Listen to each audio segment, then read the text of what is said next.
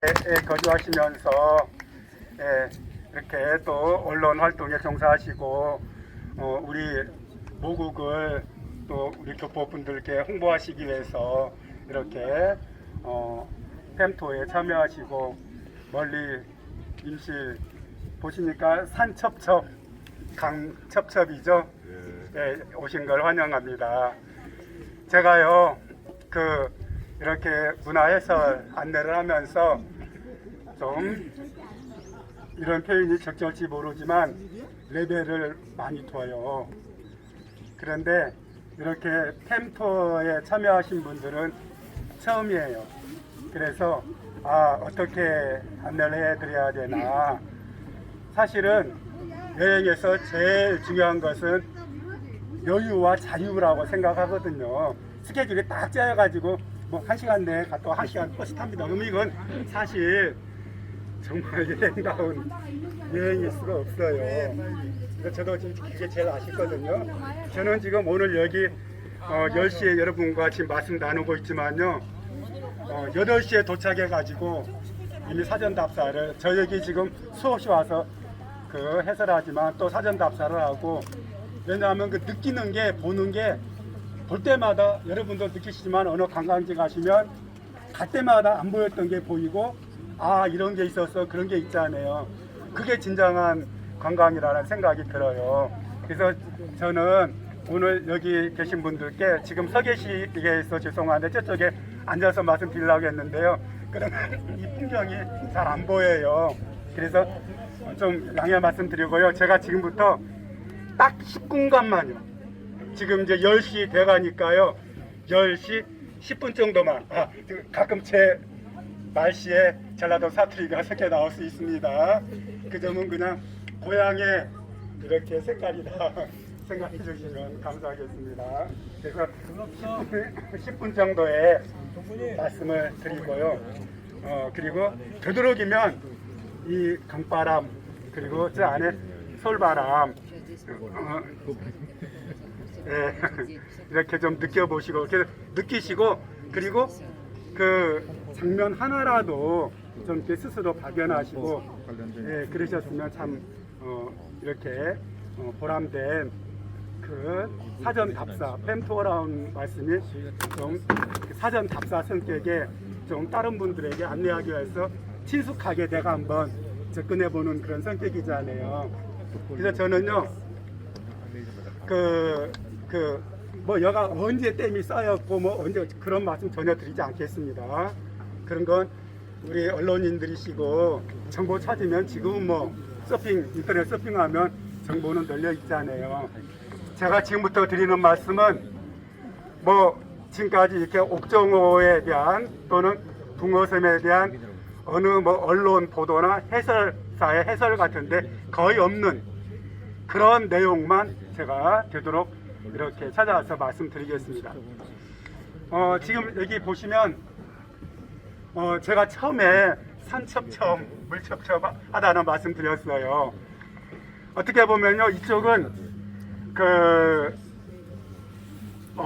임실 옥정호 이 섬진강의 현재와 미래의 모습이고요. 지금 제가 가리키는 오른쪽은요, 과거의 모습이에요. 그러니까 지금 여기 다리가 놓여진 지 2년뿐이 안 됐고요. 이쪽은 접근할 수 없는 곳이었어요. 이 지역분들 외에는요. 그리고 이 지역분들이나 외부인들도 지금 제가 손으로 가리키는 오른쪽 저기 무슨 석탑이 하나 놓여 있죠. 이쪽은 조선시대 중기부터 여기는 상당히 정자도 있었고, 그리고 경치가 너무 좋다고 해서 정말 아름다운 경치는 이쪽이었어요. 어디냐면 지금 섬진강이요. 여러분 섬진강이 어디서 나오는지 아시죠? 백두대간이 갈려서 지리산 쪽으로 가는 진안고원의 장수 804이라는 곳에서 섬진강이 발원을 해요. 그래서 지금 섬진강이 이쪽에서 내려오는데요. 지금 저쪽에 자그마한 언덕이 하나 보이죠? 그 언덕 이쪽에서 섬진강이 내려와요. 그래서 진안 마이산 그쪽 앞에 진안 마령들이라고 백운들이라고 그에서 관촌 사선대라고 들어보셨을 거예요. 사선역 그쪽으로 해가지고 이쪽이 지금 이렇게 이제 여가 운암면인데요. 그 전북 특별자치도 임실군 운암면 이게 지금 이렇게 이제 섬진강 상류인데요. 저쪽에서 섬진강이 내려오는데요. 이쪽 방향 좀 이쪽 북서쪽에서 옥녀동천이라고요. 약간 좀 전주 쪽 가까운 곳에 호남정맥 끝에서 또 지류가 하나 내려오면서 여가 지금 합수정이가 돼요. 그러면서 그 절벽 너머 쪽이 엄청 절경이었어요. 거기에 정자가 있었어요. 양요정이라고요. 양요정. 혹시 여러분 들어보셨죠? 인자 요산, 지자 요수. 어진 사람은 산을 좋아하고 지혜로운 사람은 물을 좋아한다. 그래서 인자정, 지자동. 이제 그런 그 조선시대에 그 중기 선조 임금을 모시기로 했던 선비 한 분이, 그래서 이곳에서 여러분 딱 보시면 그냥 산 물 가깝지 않아요. 그러니까 나는 산도 좋아하고 물도 좋아한다 하면서 호를 양요정이라고 하고 그다가 정자를 짓고 그래서 이제 풍류를 즐기고 계시고, 그게 수백 년 전 분이시죠. 1500년대 말이니까 400년 넘은 분이죠. 그런 유래가 있는 곳인데요. 너무 절경이고요. 근데 이제 이 섬진강 댐이 쌓이게 된 섬진강 댐을 쌓게 된 조성한 유래 말씀드리면요. 지금 저쪽 보이는 산맥이 호남정맥이에요. 그리고 여러분 호남정맥 백두대간에서 가려 나오는 호남정맥, 이게 저 산이요. 들어보셨을 겁니다. 정읍 내장산, 광주 무등산 거쳐가지고 저기 그 광양이라고요. 그쪽에 대군사이라는 데까지 가서 거기서 이제 섬진강은 또 이제 그 호남정맥을 비껴가지고 남해 하구로 들어가거든요. 저게 지금 호남정맥이에요. 호남정맥, 그러니까 어떻게 보면 호남정맥이라는 큰 산맥이 섬진강이라는 큰 강과 이렇게 직선거리로 보면 뭐 500m도 안 될 거예요. 이렇게 평행으로 한 10km를 거의 유지를 해. 이런 지형이 우리나라에 없어요. 산과 강이 이렇게 마주하고 있거든요. 그런데요, 저 산 이제 너머에는, 바로 너머에는 그 모악지맥이라고 전주 모악산으로 가는 작은 산맥이 하나 있는데요. 어쨌든 저 호남정맥 너머 쪽은 호남평야 쪽이에요. 그런데 저쪽이 그 호남평야가 여러분 잘 아시죠? 우리나라 최대의 곡창지대인데 거기에 이렇게 땅은 기름지지만 물이 항상 부족했어요. 근데 일제시대 때 일본인 지주들이 1920년대 말에 우리나라에 그 식량을 수탈해 가지 않아요? 식량을 수탈해 가면서 그 쌀 생산을 하기 위해서 물이 필요한데 그쪽에 물이 부족하니까 옛날에 그 김제 벽골제라고 그 삼화시대 때 수리시설이 있었던 것은 물이 부족한 걸 극복하기 위한 노력이었잖아요. 근데 그 일본인 지주들이 딱 보니까 또 비행기를 타고, 그때 아마 그때 헬기가 있었나 봐요. 지금 시간 5분 전입니다. 이쪽을 이렇게 보니까 호남정맥 산맥 너머 쪽은 섬진강이 있는데 호남평야보다 100m가 높아요. 자, 그러면 이제 무슨 생각을 했을까요? 아, 여기에 댐을 막고 산맥을 뚫어서 수로를 내면 이 물을 무한정 쓸 수 있겠구나, 농업용수로. 그래서 호남평야에 쌀을 생산해서 그 쌀을 군산항, 목포항으로 가지고 가서 일본으로 가져갈 수 있겠구나. 그래서 일본인 지주들이 조선 총독부에다가 신청을 해가지고 운암댐이라고 댐을 하나 쌓았어요. 그래서 1929년 말에 그 댐을 완공했는데, 그때는 물이 여기서부터 한 4km 밑에 운암대교라는 데까지만 물이 찼어요. 여기는 이제 강물이 지금 저쪽에 절벽에 부딪혀 오르고 저쪽 절벽 쪽으로 부딪혀 오르고, 여기까지는 강이요. 요렇게 해서 하나 반원을 그리고 또 저쪽 반원 거에서 여기가 하늘에서 보면 완전히 S자. 이 섬을 중심으로 원 하나 있고, 저쪽에 용운이라는 그 마을을 중심으로 또 원이 하나 들어와서 물돌이동 두 개가 이렇게 있어갖고 이렇게 S자형으로 돌아가는, 정말 기가 막히게, 어떻게 말하면 그냥 수태극이 되는, 그냥 태극 물돌이동이 되고 있는 그런 지형이에요. 그래서 이제 일본 사람들이 여기를 갖다가 막아서 그때는 운암댐이라고 했고 여기를 운암호라고 했어요. 이제 그렇게 해서 이제 이 물을 호남평으로 가져가서 쌀을 생산했죠. 그런데 그것도 부족해가지고 물을 더 이렇게 가져가야겠다 해서 운암댐 밑에 2km 밖에다가 죄송합니다. 제가 좀 시간이 너무 촉박해서 막 천천히 하십시오. 예, 그 섬진강댐을 쌓기 시작했어요.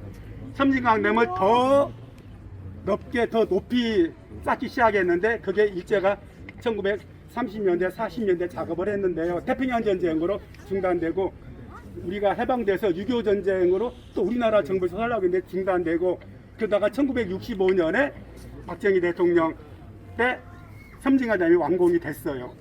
그러니까 댐이 두 개예요. 하나 낮은 게 하나 있고 높은 게 하나 있고. 그러니까 낮은 건 항상 물에 잠겨 있어요. 아주 이제 갈수기가 되면 물이 적으면 이게 드러나요. 그때 이제 여기까지 물이 찬 거예요. 그리고 이곳이 본래 그러니까 의앗 본래 지명이 의앗날이라고요. 바깥에 이렇게 의앗 이렇게 바깥에 밭이 있는 밭이 앗이 되고요. 의앗날 날등 산 날등 이렇게 의진 곳에 밭이 있는 산 날등이라고 물돌이동인데요. 여기가 물이 찼는데 동네 사람들이 저쪽 한번 보셔요. 저게 원래 독재라고 하는 고개예요. 근데 동네 사람들이 저렇게 옆에가 여기 지금 물이 방향이 달라요. 이쪽은 이렇게 시계 반대 방향, 저쪽은 시계 방향을 켜르는 건데 보니까 저기 조금만 터버리면 그냥 배로 이렇게 그때는 여기를 다녔으니까요. 그래서 저기를 도로 깨버린 거예요. 예, 그래서 저기 돌로 이어져 있었어요. 근데 저 깨버리니까 여가 이제 물이 차면 선처럼 된 거죠. 그래서 그래도 동네 사람들은 외환날이라고 불렀어요. 그런데 여기가 이제 이렇게 경치가 좋고요. 특히 이른봄과 늦은 가을에 일교차가 클 때는 저 사진 한번 보시죠. 기가 막히죠. 거의 대부분 지금 이 출렁다리를 2년 전에 놨거든요. 출렁다리 놓기 전에 사진들이에요. 우리나라에 사진을 입문하신 예비 사진작가분들이 사진 출사에서 멋지게 찍는 장소 중에 한 곳이 이곳이었어요. 그래가지고 여러분 지금 저쪽 그 앞에 높이 보이는 산이 하나 보이죠? 그게 국사봉이라는 봉우리고 이 마을에서 지금 저 수몰된 마을이요. 지금 제가 가리키는 호수가 본래 그 마을이 있었어요. 근데 이제 이렇게 댐이 커지면서 수몰됐거든요. 그 마을에서 조선시대에 진사가 12분이 나왔다고 국사봉이에요. 근데 지금 거기 보시면은 한 8분흥선 정도의 나무 데크가 살짝 보일 거예요. 수백 가려갖고 좀 희미한데 밑에 바위하고 저 위에 바위하고 직선을 그으면 중간 정도의 나무 데크가 있죠. 본래 여기 붕어섬을 보시려면 거기부터 가서 이쪽 붕어 모습을 보고 이 숲길을 오셔서 들어가시면 제일 좋은데 지금 그가 전망대예요.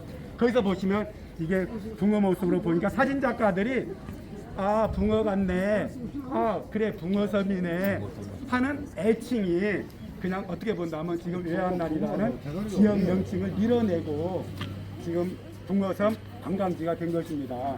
자, 그리고 이제 그때 수몰민들의 애환을 달래주기 위해서 제가 가르친 그 꽃다리 있죠. 저쪽은 요상공원, 그게 본래 양요조양 정자 요상공이라고 하고 거기에 지금 탑을 이렇게 세워놓고 수몰민들의 그 망향의 정을 지금 이렇게 담아놓고 있어요. 지금 거기에 보면은 물이 쌀이 된다는 그런 게 주된 테마예요. 그래서 이 물이요, 저기 정읍 7보 쪽으로 해서 이렇게 그 산맥을 뚫어서 그 물을 빼서 호남평야에 관수하고요. 새만금까지 이 물이 가요. 여러분 그 새만금 지금 이게 독사자네요.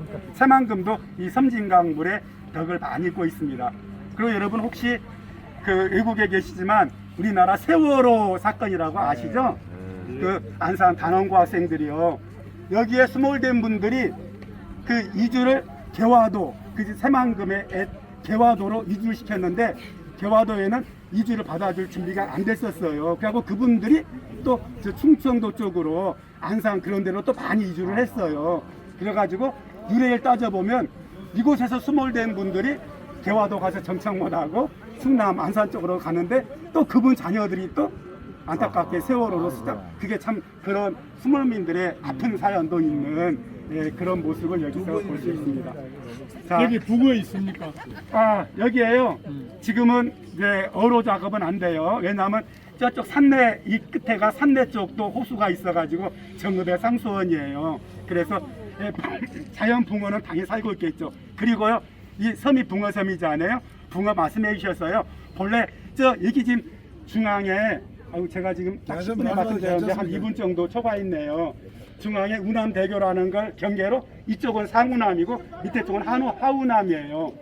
그 하우남이라는 곳에 여러분 그 드라마 대장금 아시죠? 대장금의 고향도 있고 그래요. 그 장금섬이라고 섬도 있고 그래요.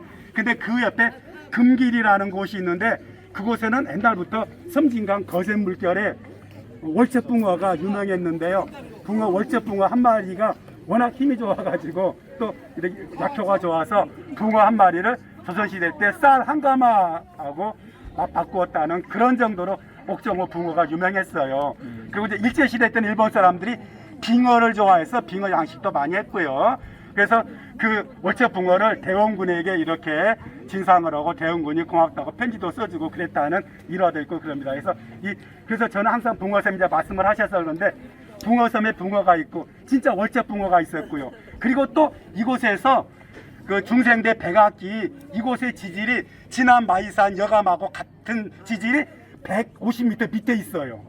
그건 지난 마이산은 올라가고 여기는 밑에 있고 그 위에 화산암들이 지금 저기 독재에는 안산암 주상절리가 있고요. 그 다음에 저 오봉산 저 정상은 바위는 저것은 응해암 화산암 바위예요. 그러니까 그 수성 퇴적암 위에 화산암들이 또 쌓여 있는 건데요. 근데 거기에서 또 민물붕어 붕어 화석이 나왔어요. 일제시대 때. 그래서 일본 사람들이 그때 그걸로 기가 팍 죽었죠. 왜냐하면 항상 일본은 조선을 침략했으면서도 그 정당화 시키려고 일본이 더 오래됐고 앞섰다는 걸 주장하려고 했는데 일본 땅은 상당히 좀 화산 지역으로 그 태평양 그 어떤 그 뭐랄까요 그쪽에 이렇게 지각이 그 유라시아 지각판 밑에 섭입하면서 새로 생긴 게 많잖아요. 근데 우리는 지각이 훨씬 오래거든요. 그래서 일본에는 민물붕어 화석이 없는데 우리 여기서 민물붕어 화석이 일제시대 때 발견돼 가지고 또 한 번 이렇게 의미 있는 일이 있고 그럽니다.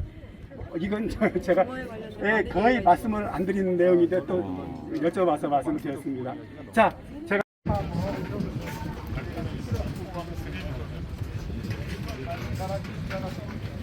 여기서 혹시라도 그 스마트폰 떨어뜨린 분도 있고 그러냐요. 그러면 여기서 이제 걸어가시면